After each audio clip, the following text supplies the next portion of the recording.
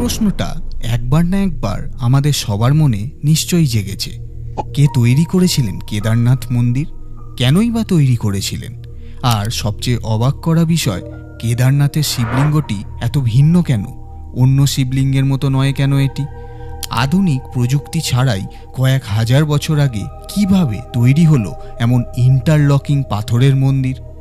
আরও আশ্চর্যের কথা, 400 বছর বরফে ঢাকা থাকার পরেও কিভাবে অক্ষত রইল এই মন্দির? প্রতি বছর যখন 6 মাসের জন্য কেদারনাথ মন্দিরের দরজা বন্ধ হয়ে যায়, তখন সেই মন্দিরের অভ্যন্তরে থাকা প্রদীপটা কি করে টানা 6 মাস ধরে জ্বলতে থাকে? আর 2013 সালে সেই ভয়াবহ মেঘ ভাঙা বৃষ্টির কথা মনে আছে, যখন চারদিক তছনছ হয়ে গিয়েছিল, সব কিছু ধ্বংস হয়ে গিয়েছিল? তখনই হঠাৎ পিছন থেকে গড়িয়ে আসে একটি বিশাল শিলা, যা মন্দিরটিকে আঘাত করার আগেই এসে দাঁড়ায় এবং রক্ষা করে শিবের এই পবিত্র স্থানকে। কে আনলো সেই পাথর? এটা কি নিছক একটা কাকতালীয় ঘটনা, নাকি কোনো দেবশক্তির অলৌকিক কীর্তি? এই সব রহস্যেরই উত্তর জানার চেষ্টা করব আমরা আজকের এপিসোডে। কেদারনাথ ধাম, বিশ্বাস, ইতিহাস আর অলৌকিকতার এক চিরন্তন মিলনস্থল। উত্তরাখণ্ডের হিমালয়ের কোলে অবস্থিত কেদারনাথ ধাম কেবলমাত্র একটি মন্দির নয়, এটি এক চিরন্তন শক্তি, রহস্য ও আস্থার প্রতীক। ভারতের 12টি জ্যোতির্লিঙ্গের মধ্যে এটি অন্যতম, কিন্তু এর প্রতিটি পাথরের মাঝে লুকিয়ে রয়েছে এমন সব গল্প যেখানে পুরাণ, বিজ্ঞান আর অলৌকিকতা একসাথে মিশে যায়। চলুন ফিরে যাই 2013 সালের 16ই জুন, সেই ভয়ঙ্কর রাতে। ভারী বৃষ্টিপাত আর চোরাবাড়ি হিমবাহের গলনের ফলে সৃষ্ট হ্রদে ফাটল পরিস্থিতি আরও ভয়ঙ্কর করে তুলল। পাহাড় থেকে নামতে শুরু করলো প্রবল জলস্রোত, সঙ্গে পাথর আর মাটি। মন্দাকিনী নদী ফুঁসে উঠে আছড়ে পড়ল কেদারনাথে। হোটেল, বাড়িঘর, দোকানপাট সব যেন মুহূর্তের মধ্যে মাটির সঙ্গে মিশে গেল। যেখানে একসময় ছিল পাহাড়ের অপার সৌন্দর্য, সেখানে তখন শুধুই প্রকৃতির রুদ্র তাণ্ডব। প্রকৃতির এই প্রলয় যেন সরাসরি ছুটে আসছিল কেদারনাথ মন্দিরের দিকেই। তখনও কেউ জানত না যে এই ধ্বংসের মাঝেও লেখা ছিল এক অলৌকিক রক্ষার কাহিনী। জলের প্রলয় এগিয়ে চলেছিল সোজা কেদারনাথ মন্দিরের দিকে। চারপাশে তখন শুধু আতঙ্ক আর কান্নার রোল। কিন্তু ঠিক তখনই ঘটে গেল এক অবিশ্বাস্য অলৌকিক ঘটনা। প্রবল স্রোতের সঙ্গে ভেসে এলো একটি বিরাট পাথর, যা পরে পরিচিত হয় ভীমশিলা নামে। সে পাথর এসে থামে মন্দিরের পেছনে প্রায় 50 ফুট দূরে, আর আশ্চর্যজনকভাবে সেই পাথরই ভাগ করে দেয় প্রবল জলের ধারা, একাংশ বাঁ দিকে আর একাংশ ডান দিকে। আর ঠিক সেই মুহূর্তেই রক্ষা পায় কেদারনাথ মন্দির। এটা কি শুধুই কাকতালীয় ঘটনা ছিল, নাকি প্রকৃতির মাঝে লুকিয়ে থাকা কোনো ঐশ্বরীয় ইঙ্গিত? সেই মুহূর্তে মনে হয়েছিল যেন স্বয়ং মহাদেবের কৃপা নেমে এসেছে কেদারনাথের ওপর। প্রলয়ঙ্কর জলের স্রোত ভীমশিলায় ধাক্কা খেয়ে মন্দিরের দুপাশ দিয়ে এগিয়ে চলে যায়। চারদিকে সবকিছু, হোটেল, দোকান, ঘরবাড়ি সব ভেসে যায় নদীতে, কিন্তু অক্ষত থাকে একমাত্র কেদারনাথ মন্দির। নামমাত্র আঁচড় লাগেনি শিবের এই পবিত্র আসনে। স্থানীয় মানুষরা এই বিশাল শিলাটির নাম রেখেছেন ভীমশিলা। মহাভারতের বীর যোদ্ধা ভীমের নামেই এর নামকরণ। আর আজ এই শিলা শুধুই এক পাথর নয়, এটি হয়ে উঠেছে কেদারনাথ ধামের অলৌকিকতার এক জীবন্ত প্রতীক। এই রহস্যময় পাথরটির দৈর্ঘ্য ছিল প্রায় 20 থেকে 25 ফুট, আর প্রস্থ ছিল 10 থেকে 15 ফুট। এর ওজন ছিল প্রায় 1000 মেট্রিক টন। ভাবুন একবার কতটা বিশাল ও ভারী ছিল এটি। যদি এই পাথরটি কেদারনাথ মন্দিরে সরাসরি আঘাত করত, তাহলে মন্দিরটির একটিও পাথর টিকত না, পুরো মন্দির ধ্বংস হয়ে যেত এক নিমেষে। অনেক ভক্তের বিশ্বাস, এই শিলা শুধুমাত্র ভেসে আসেনি, এটি যেন স্বয়ং মহাদেবের সৃষ্টি।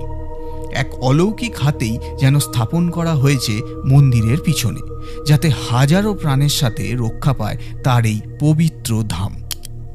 এই অলৌকিক ঘটনার সামনে বিজ্ঞানীরাও বিস্মিত।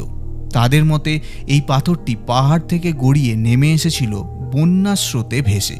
কিন্তু প্রশ্ন থেকে যায়, যদি তাই হয় তবে কিভাবে এই পাথরটি ঠিক মন্দিরের পিছনে এসে থেমে গেল, আর কিভাবে এই শিলা জলপ্রবাহকে দুভাগে ভাগ করে দিয়ে মন্দিরটিকে বাঁচিয়ে দিল? এ কি নিছক কাকতালীয় ঘটনা, নাকি সত্যি মহাদেবের অলৌকিক ইচ্ছা এতে লুকিয়ে আছে? এই প্রশ্নের উত্তর এখনো রহস্যই রয়ে গেছে। কিন্তু প্রশ্ন ওঠে, কেনই বা এর নাম ভীমশিলা?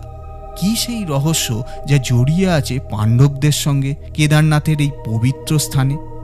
এ বিষয়ে আমরা বিস্তারিত বলবো একটু পরে। তারও আগে একটা প্রশ্ন আমাদের সকলের মনেই কখনো না কখনো উঠে এসেছে। 2013 সালের সেই ভয়ঙ্কর প্রলয়ঙ্কারী বন্যার পরও কিভাবে আজও অক্ষতভাবে দাঁড়িয়ে আছে কেদারনাথ মন্দির?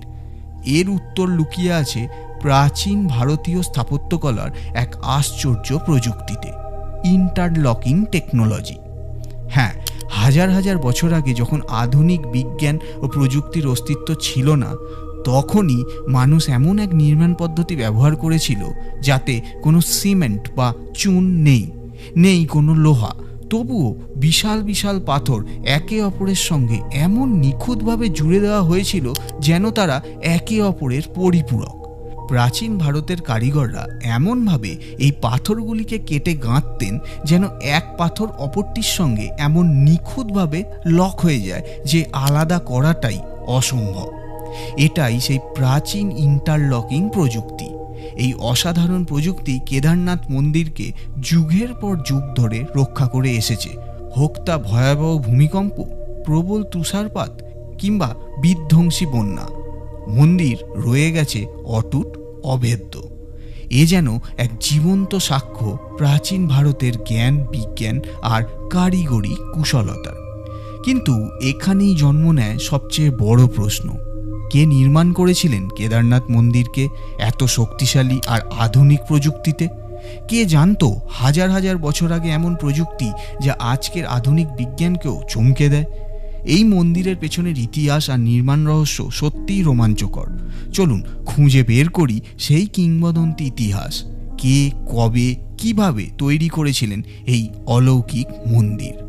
পুরাণ মতে জানা যায়, কুরুক্ষেত্র যুদ্ধ শেষ হওয়ার পর মহাভারতে জ্ঞাতি হত্যার পাপ থেকে মুক্তি পেতে পাণ্ডবগণ মহাদেবের শরণাপন্ন হন।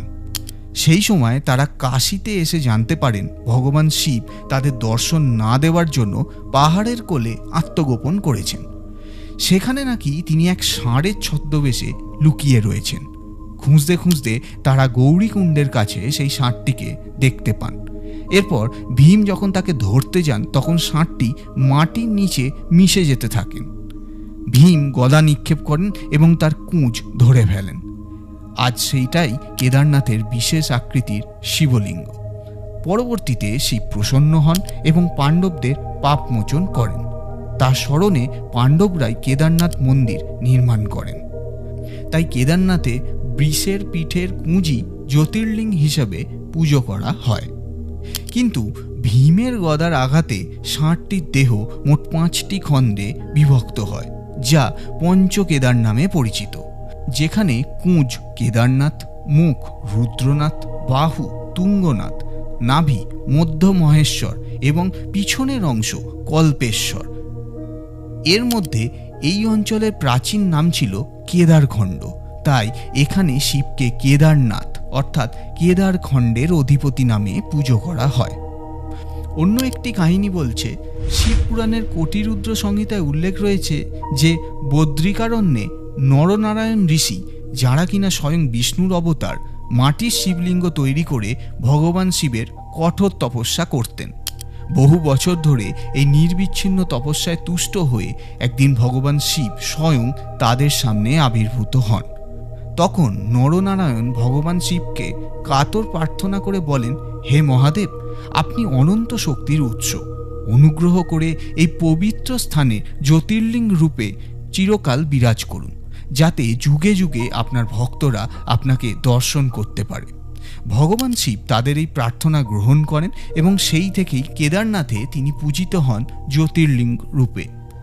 এই কাহিনী আমাদের জানায় যে কেদারনাথের জ্যোতির্লিঙ্গ কেবল শিবের এক রূপ নয়, এটি শিব ও বিষ্ণুর এক অনন্য ঐক্যের প্রতীক। একদিকে কেদারনাথে বিরাজ করছেন ভগবান শিব, অন্যদিকে বদ্রীনাথে অবস্থান করছেন স্বয়ং ভগবান বিষ্ণু। দুটি ধাম দুই পরম তত্ত্বের মিলনভূমি। আবার জনশ্রুতি অনুযায়ী অষ্টম শতকে আদি শঙ্করাচার্য কেদারনাথ মন্দিরের পুনর্নির্মাণ করেন এবং হিন্দু ধর্মের পুনর্জাগরণের এক অনন্য ভূমিকা পালন করেন। তিনি কেদারনাথ মন্দিরে জ্যোতির্লিঙ্গের পুনঃপ্রতিষ্ঠা করেন এবং এই পবিত্র ধামের মাহাত্ম্যকে নতুন করে তুলে ধরেন বিশ্বের সামনে। আদি শঙ্করাচার্য জীবনের শেষ দিনগুলো কেদারনাথে অতিবাহিত করেন এবং বলা হয় এখানেই তিনি মহাপ্রয়াণ লাভ করেন। আজও কেদারনাথ মন্দিরের পেছনে তার সমাধিস্থল রয়েছে, যেখানে হাজারো ভক্ত তার স্মৃতির প্রতি শ্রদ্ধা নিবেদন করেন এবং তার জ্ঞান ও ত্যাগকে স্মরণ করে প্রণাম জানান। তাই এই পবিত্র স্থান শুধুমাত্র ভগবান শিবের নয়, আদি শঙ্করাচার্যের অপার জ্ঞান ও সাধনারও সাক্ষী, যেখানে আধ্যাত্মিকতা ও ঐতিহ্য একাকার হয়ে আছে প্রাচীন হিমালয়ের নীরবতায়। প্রখ্যাত ইতিহাসবিদ ডক্টর শিবপ্রসাদ ডবরালের মতে আদি শঙ্করাচার্য ও তার শিষ্যদের আগমনের বহু আগেই এই অঞ্চলে শৈব মতাবলম্বীদের সক্রিয় উপস্থিতি ছিল। তার এই মতবাদের ভিত্তিতে মনে করেন কেদারনাথ মন্দিরের প্রকৃত প্রাচীনত্ব নির্ধারণ করা সত্যিই এক চ্যালেঞ্জ, বিশেষ করে যখন এই অঞ্চলে পাওয়া প্রাচীন লিপিগুলি পালি বা ব্রাহ্মী লিপিতে লেখা এবং এখনও তা পুরোপুরি পাঠোদ্ধার করা যায়নি। তখন মন্দিরের সঠিক সময়কাল নির্ধারণ করা আরও জটিল হয়ে ওঠে। এটি আমাদের সামনে এক রহস্যের দরজা খুলে দেয় যে কেদারনাথ মন্দির কবে, কিভাবে এবং কার দ্বারা নির্মিত হয়েছিল তার উত্তর হয়তো ইতিহাসের গহীনে এখনও লুকিয়ে রয়েছে। তবে এটুকু নিশ্চিত বলা যায়, এই পবিত্র স্থান বহু যুগ ধরে শৈব উপাসকদের আরাধনার কেন্দ্র ছিল এবং আজও রয়েছে। আবার মধ্যপ্রদেশের গোয়ালিয়র রাজ্যে অবস্থিত এক প্রাচীন শিলালিপি থেকে জানা যায় যে মালবার রাজা ভোজ, যিনি 1010 খ্রিস্টাব্দ থেকে 1055 খ্রিস্টাব্দ পর্যন্ত রাজত্ব করেছিলেন, তিনি কেদারনাথ মন্দির নির্মাণের পেছনে অন্যতম মূল ব্যক্তি ছিলেন। এই দাবিকে আরও শক্ত ভিত্তি দেয় একটি প্রামাণ্য গ্রন্থ, এপিগ্রাফিয়া ইন্ডিকা ভলিউম 1, যেখানে স্পষ্টভাবে উল্লেখ রয়েছে এই শিলালিপির কথা। ইতিহাসের দৃষ্টিকোণ থেকে এই শিলালিপি একটি গুরুত্বপূর্ণ প্রমাণ, যা ইঙ্গিত দেয় যে রাজা ভোজের রাজত্বকালে কেদারনাথ মন্দিরের নির্মাণ বা পুনর্নির্মাণ কার্য সম্পন্ন হয়েছিল। এই প্রাচীন শিলালিপি শুধু কেদারনাথের গৌরবময় ইতিহাসই নয়, বরং ভারতীয় মন্দির স্থাপত্য ও রাজশক্তির এক অমূল্য সংযোগকেও তুলে ধরে। শোনা যায় 1300 শতক থেকে 1700 শতক পর্যন্ত প্রায় 400 বছর ধরে কেদারনাথ মন্দির এক গভীর তুষারের আস্তরণে ঢাকা পড়েছিল। ইতিহাসের এই অধ্যায়টি লিটল আইস এজ নামে পরিচিত, যখন হিমালয়ের গ্লেশিয়ারগুলির বিস্তার এতটাই বেড়ে গিয়েছিল যে কেদারনাথ ধামের মতো বিস্তীর্ণ এলাকাও সম্পূর্ণরূপে বরফে আবৃত হয়ে পড়েছিল। কিন্তু সবচেয়ে বিস্ময়কর হলো, এই দীর্ঘ সময় বরফের নিচে চাপা পড়ে থাকার পরও কেদারনাথ মন্দিরের গঠনগত কাঠামোতে কোনো বড় ক্ষতি হয়নি। মন্দিরটি যেমন ছিল প্রায় তেমনই থেকে গিয়েছে, অক্ষত এবং অটুট। এই রহস্য উদ্ঘাটনের জন্য দেরাদুনের ওয়াদিয়া ইনস্টিটিউট অফ হিমালয়ান জিওলজির বিজ্ঞানীরা বিশেষ গবেষণা করেন। বিজ্ঞানী বিজয় যোশীর নেতৃত্বে চালানো গবেষণায় দেখা যায় আজও মন্দিরের প্রাচীর ও পাথরগুলোর গায়ে স্পষ্টভাবে বরফের চাপ ও হিমবাহের গতির চিহ্ন রয়েছে। তবে সবচেয়ে উল্লেখযোগ্য আবিষ্কার ছিল মন্দিরের পাথরের লুমিনেসেন্স ডেটিং। এই আধুনিক বৈজ্ঞানিক পদ্ধতি প্রমাণ করে যে সত্যি একসময় মন্দিরটি বহু বছর ধরে বরফের নিচে চাপা পড়েছিল। এখন প্রশ্ন উঠতেই পারে, এই অবিশ্বাস্যভাবে শক্তিশালী স্থাপত্যশৈলী কি শুধুই মানুষের নকশার ফল, নাকি এর পেছনে ছিল কোনো অজানা অলৌকিক শক্তির সুরক্ষা? যাই হোক, কেদারনাথ মন্দিরের এই রহস্যময় ইতিহাস প্রমাণ করে একে কেবল মন্দির বলা যায় না, এটি যেন এক মহাশক্তির চিরন্তন উপস্থিতির নিদর্শন, যা প্রকৃতির সব প্রতিকূলতাকে অতিক্রম করে আজও দাঁড়িয়ে আছে অটলভাবে। এবার শুনুন সবচেয়ে আশ্চর্য ঘটনা। কখনো কি ভেবে দেখেছেন উত্তর ভারতের হিমালয়ের কোলে অবস্থিত কেদারনাথ এবং দক্ষিণ ভারতের রামেশ্বরম মন্দির কিভাবে একই সরলরেখায় অবস্থান করছে? এরা একে অপরের থেকে প্রায় 2383 কিলোমিটার দূরে, কিন্তু অবিশ্বাস্যভাবে দুটি মন্দিরই 79 ডিগ্রি দ্রাঘিমাংশে অবস্থিত। শুধু কেদারনাথ মন্দির আর রামেশ্বরম নয়, এই একই রেখার উপরে আরও 5টি গুরুত্বপূর্ণ শিব মন্দির অবস্থিত, যেগুলি প্রতীক হয়ে দাঁড়িয়েছে পৃথিবীর পঞ্চতত্ত্বর: জল, বায়ু, অগ্নি, আকাশ ও ভূমির। এই সর্বমোট 7টি মন্দিরের মধ্যে রয়েছে কেদারনাথ, কালেশ্বরম, শ্রীকালাহস্তি, একাম্বরেশ্বর, অরুণাচলেশ্বর, চিদম্বরম, রামেশ্বরম। প্রশ্ন হলো, হাজার হাজার বছর আগে যখন না ছিল স্যাটেলাইট, না ছিল জিপিএস, তখন কিভাবে প্রাচীন ভারতীয় স্থপতিরা এমন নিখুঁতভাবে এই সব মন্দিরকে একই রেখায় স্থাপন করলেন?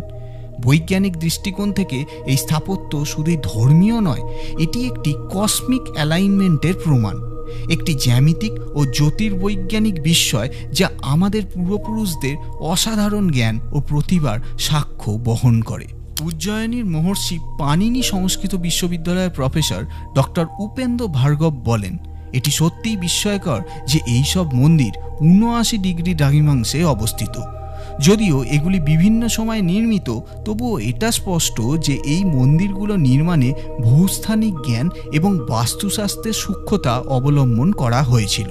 তাহলে প্রশ্ন থেকেই যায়, এ কি শুধুই এক অদ্ভুত কাকতালীয় ঘটনা, নাকি এর পেছনে প্রাচীন জ্ঞানের এক অদৃশ্য সুতো রয়েছে?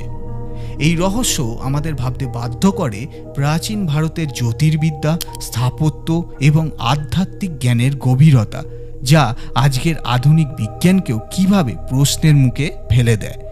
এত বড় দূরত্বে থাকা মন্দিরগুলো যদি একই সরলরেখায় থাকতে পারে, তবে তা নিছক কাকতালীয় নয়, এটা আমাদের পূর্বপুরুষদের এক আশ্চর্য প্রজ্ঞার চিহ্ন। চলুন এবার বলি আর এক অলৌকিক রহস্যের কথা, যা কেদারনাথ ধামে বছরের পর বছর ধরে সবাইকে হতবাক করে চলেছে। শীতকালে যখন কেদারনাথ মন্দিরের দরজা বন্ধ হয়ে যায়, তখন মন্দিরের অভ্যন্তরে জ্বালানো হয় একটি দ্বীপ। অবাক করার মতো বিষয় হলো, এই দ্বীপ টানা 6 মাস ধরে জ্বলতে থাকে, অথচ মন্দিরে তখন একজন মানুষও উপস্থিত থাকেন না। প্রশ্ন জাগে, কে পালন করেন তখন শিবলিঙ্গের পুজো? মন্দির বন্ধ, প্রবেশ নিষিদ্ধ, কিন্তু তবুও যেন কোনো অদৃশ্য শক্তি সেখানে পুজো চালিয়ে যায়। এটি আজও একটি রহস্য। প্রতি বছর ভাইফোঁটার পরে যখন হিমালয় ঢেকে যায় শুভ্র বরফে এবং কেদারনাথে পৌঁছানো হয়ে পড়ে প্রায় অসম্ভব, তখন বন্ধ করে দেওয়া হয় মন্দিরের দরজা। প্রায় 6 মাস বন্ধ থাকে এই পবিত্র স্থানটি। পুরাণে বলা হয়েছে, এই সময়ে মন্দিরে আসেন দেবতা ও গন্ধর্বগণ এবং তারাই পুজো করেন মহাদেবের। বিশ্বাস করা হয়, যখন মানুষের আরাধনা বন্ধ হয়, তখন স্বয়ং শিব এই ধামে অধিষ্ঠান করেন দেবদেবীদের নিয়ে। মন্দির বন্ধ হওয়ার আগে ভিতরে একটি প্রদীপ জ্বালানো হয়। অবাক করা বিষয় হলো, মন্দির আবার খোলার দিন সেই প্রদীপ অবিকল জ্বলতে দেখা যায়। এটা কি অলৌকিকতার চেয়ে কম কিছু? 6 মাস ধরে জ্বলতে থাকা প্রদীপ, কোনো তেল ফুরোয় না, কেউ পুনরায় জ্বালান না, তবুও তা জ্বলতেই থাকে। এই ঘটনা শুধু বিস্ময় নয়, ভক্তদের বিশ্বাসকে করেছে গভীর, যেন সাক্ষাৎ শিব স্থায়ীভাবে বিরাজ করেন এখানে। যখন মন্দির বন্ধ থাকে, তখন ভগবান শিবের মূর্তি ও পূজার প্রতীক ডান্ডি বিশেষ শ্রদ্ধা সহকারে নিয়ে যাওয়া হয় উখি মঠে। এখানেই শীতকালে 6 মাস ধরে চলে পূজা অর্চনা। এই স্থানটি কেদারনাথের শীতকালীন ধাম হিসাবে পরিচিত। এই পুরো প্রক্রিয়াটি সম্পন্ন হয় বিশেষ মন্ত্রোচ্চারণ ও ধর্মীয় রীতির মাধ্যমে। কেদারনাথের পুজোর ব্যবস্থা অত্যন্ত প্রাচীন এবং একটি অনন্য ধর্মীয় ঐতিহ্যের প্রতীক। এখানে পুজো পরিচালনা করেন কর্ণাটকের বীর শৈব সম্প্রদায়ের পুরোহিতরা, যাদের বলা হয় রাওয়াল। এই রাওয়ালরা প্রজন্মের পর প্রজন্ম ধরে কেদারনাথের প্রধান পুরোহিত হিসেবে দায়িত্ব পালন করে আসছেন। বিশেষ বিষয় হলো এখানকার সমস্ত গুরুত্বপূর্ণ পূজা সম্পন্ন হয় কন্নড় ভাষায়। আজও সেই প্রাচীন নিয়ম অনুযায়ী সময় বদলালেও বদলায়নি এই পবিত্র রীতি। আসলে কেদারনাথ কেবল একটি মন্দির নয়, এটি এক জীবন্ত ইতিহাস, একটি আধ্যাত্মিক শক্তির নিদর্শন এবং একটি অলৌকিক অধ্যায়ের সাক্ষী। বিশ্বাসী হন বা যুক্তিবাদী, এই পবিত্র ধামে দাঁড়িয়ে সকলেই অনুভব করেন এক অপার্থিব শান্তি, এক অনন্ত শক্তির